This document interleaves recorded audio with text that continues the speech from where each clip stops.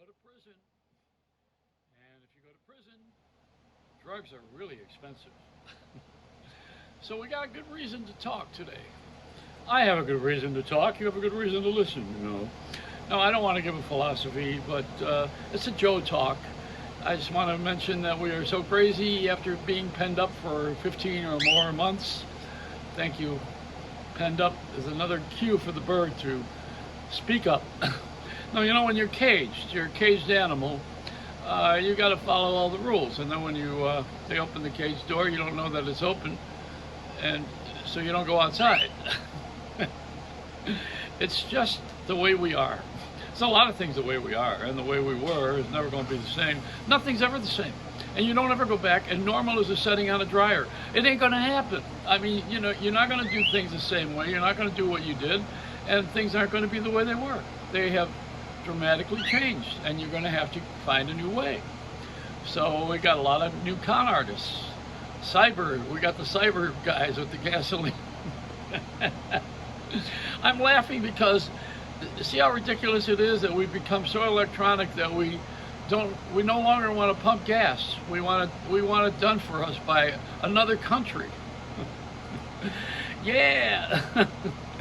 No, you can't blame anybody for figuring out how they're going to make money, because that's what we're all about. We've been all about money. And the latest of the pleasures in our world is chicken yoga. They have now yes, you take yoga with the chickens in the class. It's Zen for the hen, I guess it is. Yeah, you can go pluck yourself, that's for sure. No, the world is so strange. It's so different than when I grew up with the punishing nuns that I had, the Sisters of No Mercy, and they had absolutely a good handle on every one of us, right? Geez, I miss having the nuns in the hospitals and in schools. I told you why. They work free. And they get in the way of a lot of industries because they kept everything honest. Remember, they didn't have two sets of books. They only had bingo.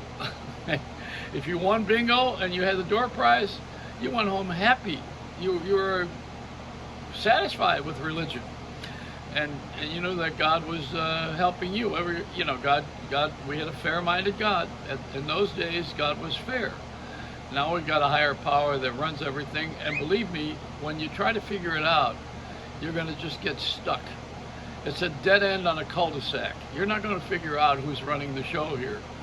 I have an idea that I'm not in charge, and I have another idea that I'm not a good God. Otherwise, I would be punishing all of you and giving myself everything. And I have an idea that there's something bigger than me that's running the whole thing here. This thing called life, love, planets, everything that we experience. We have great imagination, as Walt Disney said, Imagineered. And we do. We create things, and we put them together, and then we take them apart. This entire economy, they call it, is built on Legos. It's it's going to go. I mean, you ever play Monopoly? You play Monopoly? Or the other companion game, Sorry. And the third one, Chance. They got a new one called Screwed. The Parker Brothers, Screwed. You're screwed. Zen yoga? I don't know if is that right. This is like TMZ without all those guys standing around the host of the show. But I don't gossip about anybody in particular. It's just the way our lives are going, because we're all in on this together. Everybody helped to build this sandcastle that we live in. And we have a different kind of a philosophy than when I was a kid, and there will be another one the next time around. It happens every generation because you have to own what you build, and you're going to do things differently based on what you have. So, when you have bigger props, you make a bigger movie. That's the way it goes. I got a friend who wrote the history of rock and roll, which is Johnny Madera. He wrote "You Don't Own Me" was a song that was played by Toyota a couple of years ago in a commercial. That's one of his songs by Leslie Gore.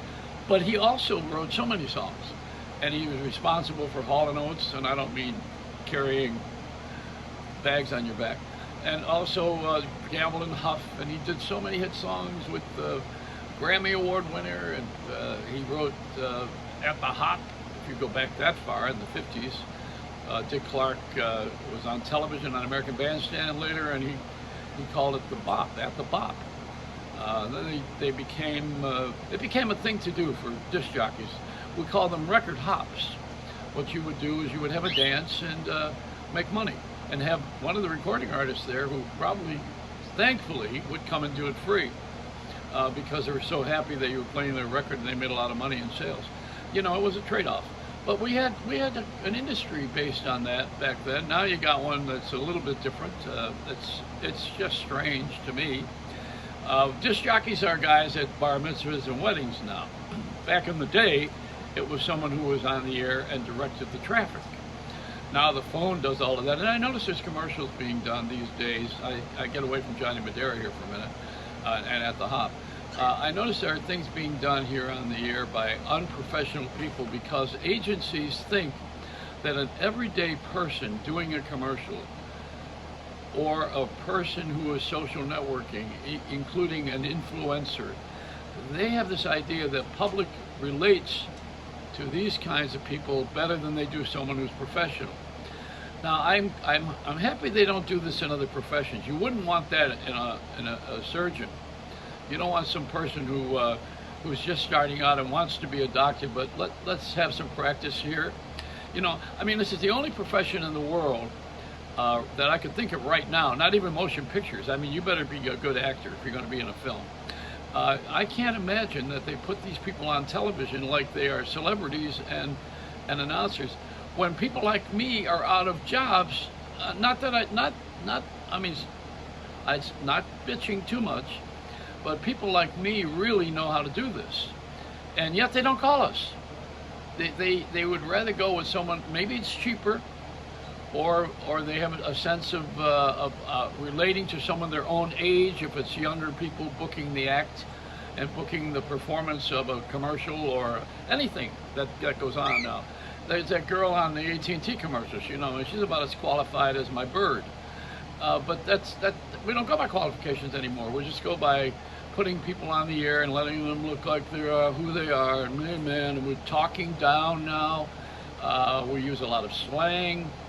We use a language that I don't understand a lot of it, really. You know, hey mother, what are you doing? You know, by the time you shake hands with a black person, the meeting's over. You know, I mean, it's just unbelievable that we are going to this place where we don't have the polish. And nobody wants to talk about it because they think it's insulting, and also that it's racist. And they call it a lot of things. Well, actually what it is this mediocrity.